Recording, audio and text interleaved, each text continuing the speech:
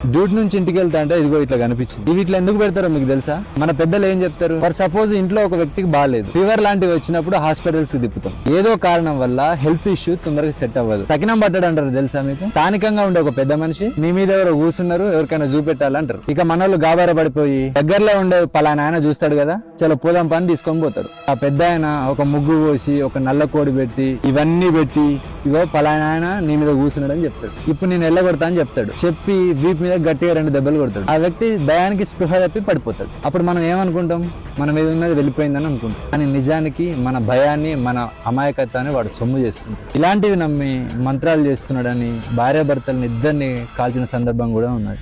వీటిని ముట్టుకుంటే నిజంగా ఏమన్నా అవుతుందా? ఇది కొబ్బరికాయ, ఇందులో హెల్దీ ఫ్యాట్స్ ఉంటాయి, ఫైబర్ ఉంటుంది, డైజెషన్ కూడా మంచిది, హెయిర్ కూడా చాలా మంచిది. ఇది నిమ్మకాయ, ఇందులో విటమిన్ సి ఉంటుంది. అసలే ఎండలు ఎక్కువ కొడుతున్నాయి, కనబడితే నిమ్మరసం చేసుకుని తాగండి. ఇందులో యాంటీ ఆక్సిడెంట్స్ ఉంటాయి, మెటబాలిజం పెంచుతుంది, ఫ్యాట్ తగ్గడానికి కూడా ఉపయోగపడుతుంది. ఇలాంటి పదార్థాలను రోడ్డు మీద పడేయడం మన అజ్ఞానం మాత్రం. భయం, అజ్ఞానం మనల్ని బానిసలుగా మార్చేస్తుంది. దురదృష్టం ఏంటంటే మన నిర్ణయాలు మనం తీసుకుంటలేము, మన భయాలు తీసుకుంటుంది. మూఢనమ్మకం మనిషిని బలహీనుడిగా చేస్తుంది, విజ్ఞానం మనిషిని శక్తివంతునిగా చేస్తుంది. ఆలోచించండి, నిజాన్ని మాత్రమే నమ్మండి, మూఢనమ్మకాలను కాదు. Thank you. జై హింద్.